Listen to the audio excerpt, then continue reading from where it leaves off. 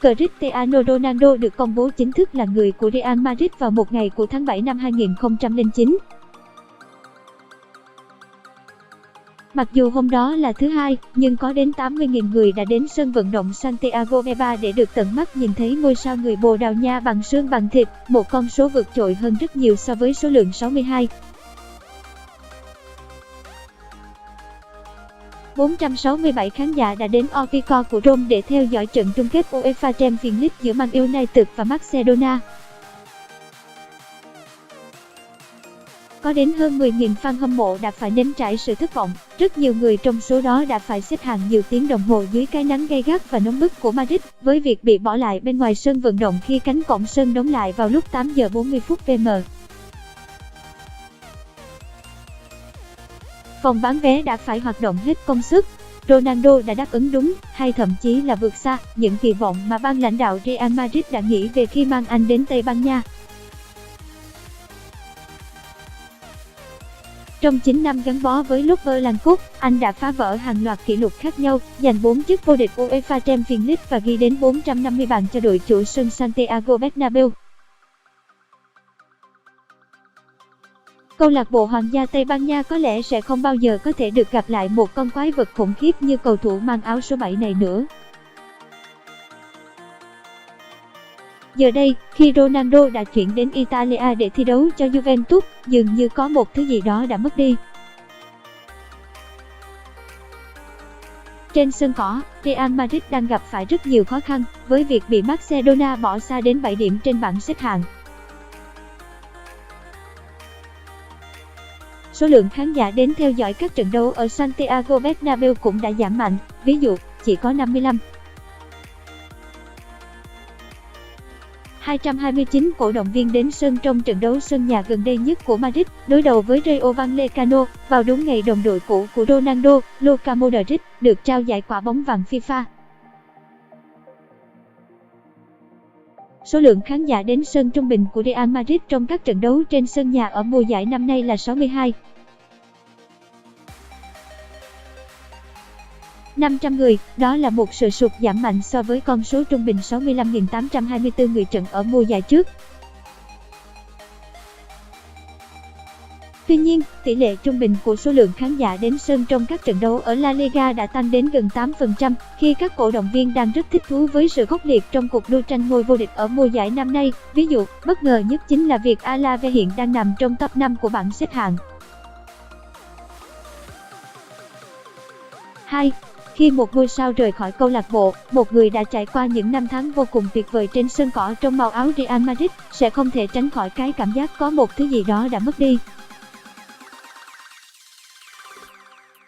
Nhưng tôi không nghĩ rằng lịch sử sẽ định nghĩa 6 tháng qua là một giai đoạn mà La Liga đã đánh mất bất cứ thứ gì. Gareth Bale, CEO của Tuchel, một công ty tiếp thị thể thao, nhận xét. Về mặt thương mại và thể thao, giải đấu này vốn đã rất mạnh mẽ trong nhiều năm qua, và điều đó chắc chắn sẽ còn tiếp diễn trong những năm tới. Dù các số liệu đã chỉ ra một sự sụt giảm về số lượng khán giả ở Bernabéu cũng như các số liệu khác của La Liga, vẫn không có dấu hiệu nào cho thấy tình trạng này sẽ tồn tại lâu. Đó chỉ đơn thuần là một sự lắng xuống, một hiệu ứng diễn ra theo chu kỳ, sau những mùa giải đã gặt hái quá nhiều thành công ở các hạng đấu cao với Ronaldo và cùng với việc Real Madrid giành chiến thắng trên mọi đấu trường. Hãy nhìn vào sự đối nghịch trong mặt kinh tế, thương mại và thành tích thể thao của Manchester United để hiểu rõ về cách vận hành của thị trường thể thao gần đây. Một thị trường mà ở đó, thương hiệu luôn bền vững dù đội bóng có gặp khó khăn trên các đấu trường. Jordi Alba, giám đốc truyền thông của La Liga, đã lập luận một cách tự tin rằng giải đấu này vĩ đại hơn nhiều so với một cá nhân. Không thể phủ nhận Cristiano Ronaldo là một cầu thủ tuyệt vời, cậu ấy đã đóng góp rất nhiều cho La Liga và nền bóng đá của Tây Ban Nha. Tuy nhiên, La Liga và các câu lạc bộ mới là những nhân tố đã tạo nên La Liga Santander, và nó chắc chắn lớn hơn rất nhiều so với một cá nhân. Mùa giải năm nay, giải đấu này đã trở nên rất kịch tính và sôi động. La Liga đã làm việc chăm chỉ trong nhiều năm qua để quảng bá thương hiệu của giải đấu, cũng như của các câu lạc bộ. Bất chấp sự ra đi của Ronaldo, La Liga vẫn tuyên bố các hợp đồng bản quyền phát sóng của họ đã tăng lên vào mùa hè, với mức tăng đột biến ở quốc nội 15% và quốc tế 30% so với 3 mùa giải trước, với gần 5 tỷ euro được đảm bảo từ tiền bản quyền quốc tế trong 5 mùa giải bởi Mediapro, bắt đầu từ mùa sau. Không ai trong số các đối tác phát sóng của chúng tôi nhìn nhận sự ra đi của Cristiano Ronaldo như một vấn đề lớn, EVE cho biết. Chúng tôi muốn phát triển thương hiệu của La Liga và các câu lạc bộ hơn nữa để tạo nên một loại tiếng tăm giống như Premier League, thứ đã được hình thành mà không cần dựa vào sức mạnh của bất kỳ một ngôi sao cá nhân nào cả. Giải đấu hàng đầu Tây Ban Nha đang bị bỏ xa bởi các bản hợp đồng bản quyền phát sóng béo bở mà Premier League đã nhận được, và về mặt doanh thu, Premier League kiếm chắc được nhiều hơn La Liga đến 86%, theo số liệu thu thập bởi Deloitte. Điều đáng chú ý là La Liga đang vượt xa Premier League trong bảng xếp hạng hệ số UEFA, với 4 câu lạc bộ Tây Ban Nha nằm trong top 10, so với 2 câu lạc bộ của Anh, và giải đấu hàng đầu xứ sở bò tóp đã giành đến 5 chức vô địch UEFA Champions League gần nhất, cũng như góp mặt đến 4 cái tên trong số 5 đội gần nhất vô địch UEFA Europa League. Đó là một chuyện rất thú vị, như EVE đã lưu ý, rằng Premier League đã phát triển mạnh trong thập kỷ qua, dù cho bên trong giải đấu này không có gì nổi bật. Không giống như La Liga, họ không sở hữu Messi, Griezmann hay bất kỳ một cái tên nào khác góp mặt trong top 3 QOA bóng vàng gần đây.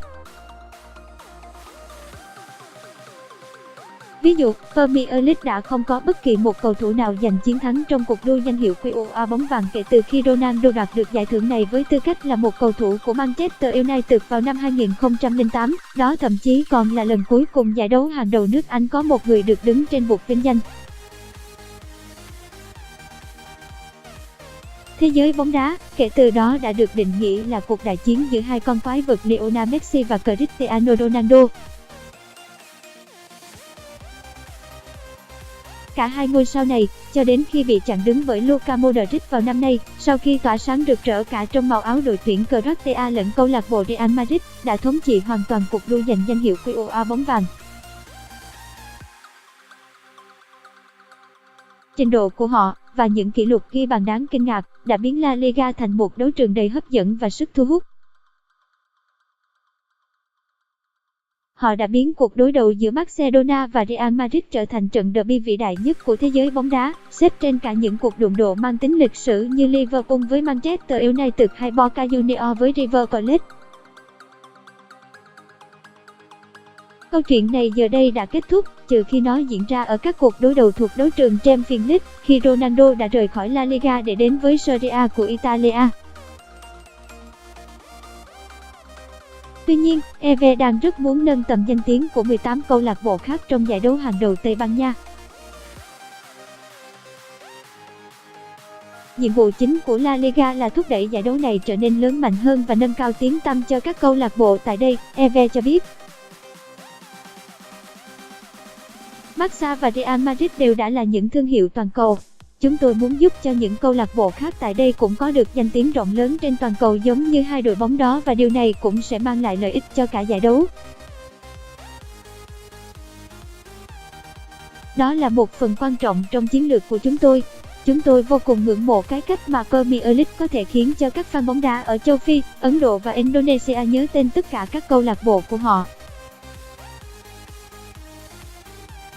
Tùy thuộc vào nơi bạn sống, danh sách các câu lạc bộ La Liga mà mọi người có thể nhớ tên chỉ vỏn vẹn là 2, 3 hoặc 4. Chúng tôi cần phải biến danh sách những cái tên mà họ có thể nhớ đến trở nên dài hơn. Chủ tịch Florentino Perez luôn có một mối quan hệ rất lạnh nhạt với Ronaldo. Ông đã có một sự tính toán đầy mạo hiểm khi đồng ý bán ngôi sao người Bồ Đào Nha cho Juventus sau 9 năm phục vụ. Perez đã quyết định đẩy đi khẩu đại pháo của câu lạc bộ và bắt đầu công việc tái thiết một đội hình đang trở nên già nua, một quá trình nhiều khả năng sẽ được đẩy nhanh vào mùa hè tới. Ronaldo sẽ bước sang tuổi 34 vào tháng 2. Thời gian không chờ đợi bất cứ một ai và phong độ của anh chắc chắn sẽ không còn có thể duy trì được lâu ở giai đoạn đỉnh cao nữa. Tuy nhiên, chúng ta đã được chứng kiến rất nhiều ngôi sao ở những môn thể thao khác như Roger Federer và LeBron James vẫn có thể thi đấu một cách xuất sắc dù đã bước sang độ tuổi 30. Tuy vậy, về mặt thương mại, giá trị của Ronaldo chưa bao giờ suy giảm, dù cho điều đó có thể thay đổi một cách nhanh chóng tùy thuộc vào diễn biến của các cáo buộc về tội danh hiếp dâm mà anh đã dính phải vào hồi tháng 10, được đưa ra bởi một người phụ nữ tên Katharine Maga trên tờ Der Spiegel của Đức. Bất chấp những câu chuyện tai tiếng đó, Ronaldo vẫn nhận được sự ủng hộ của câu lạc bộ, người hâm mộ và các nhà tài trợ. Chưa có bất cứ một vận động viên nào, theo Forbes, có được nhiều sự ủng hộ như ngôi sao người Bồ Đào Nha.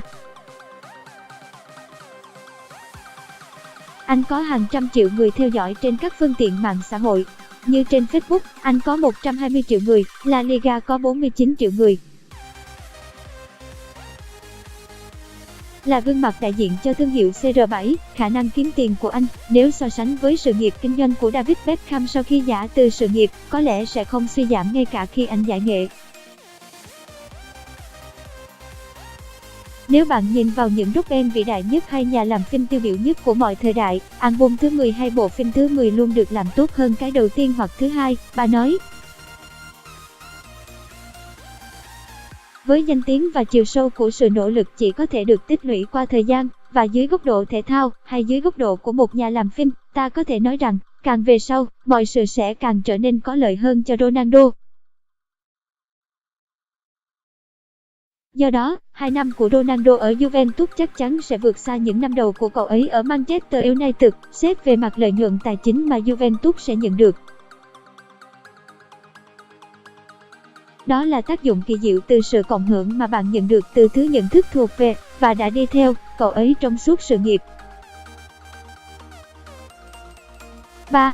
Vào mùa hè năm 2017, La Liga đã mất đi Neymar Jr., một thương hiệu thể thao toàn cầu khác, vào tay Paris Saint-Germain của Ligue 1. Vào mùa hè năm ngoái, họ lại tiếp tục mất đi Cristiano Ronaldo. Mặc dù vậy, giải đấu hàng đầu Tây Ban Nha này vẫn phải tiếp tục vận hành mà không có sự góp mặt của hai người họ. Rốt cuộc thì trời cũng đâu có sập khi huyền thoại mang tính biểu tượng của thế giới bóng rổ, Michael Jordan, quyết định nghỉ hưu khi đang khoác áo Chicago Bulls vào năm 1999. NBA hiện nay vẫn đang mạnh mẽ hơn bao giờ hết. Chuyện này giống như câu đố vui về quả trứng có trước hay con gà có trước. 3 nhận xét. Bạn có thể trở thành một giải đấu lớn bởi vì bạn sở hữu hàng tá ngôi sao lớn, hay bạn phải vận hành giải đấu thật tốt và những ngôi sao sẽ tự sinh ra từ bên trong đó? Tôi nghĩ rằng đây chính là một câu hỏi, một thử thách lớn mà La Liga sẽ phải đối mặt. Họ đã trải qua một giai đoạn hoàng kim và vinh quang nhất mà một con người có thể tưởng tượng được, với hai trong số những cầu thủ bóng đá vĩ đại nhất mọi thời đại đang ở giai đoạn đỉnh cao phong độ, trong màu áo hai đội bóng lớn nhất, tạo nên cuộc ganh đua hấp dẫn nhất thế giới trong nhiều năm qua. Nó đã giúp ích rất nhiều cho mục tiêu tăng trưởng thương mại, nhưng điều đó đâu có thúc đẩy giải đấu này lên vị trí số 1. Nó chỉ ra cho chúng ta thấy rằng, đi và tìm kiếm một Ronaldo mới không phải là cách duy nhất để đưa giải đấu này trở thành đấu trường lớn nhất thế giới. Họ cần làm marketing tốt hơn và thúc đẩy nó bằng cách thúc đẩy nhu cầu tiêu thụ trên toàn cầu. Công việc đó đòi hỏi một cách tiếp cận khác. Với một gã Ronaldo mới, mọi chuyện sẽ tiếp tục đi theo cùng một chu kỳ. Nếu bạn nhìn lại 50 năm qua, luôn luôn có những cầu thủ vĩ đại thi đấu ở La Liga. Có một điều không thể nghi ngờ là những cầu thủ vĩ đại nhất luôn muốn được thi đấu ở Nou Camp hoặc Santiago Bernabeu.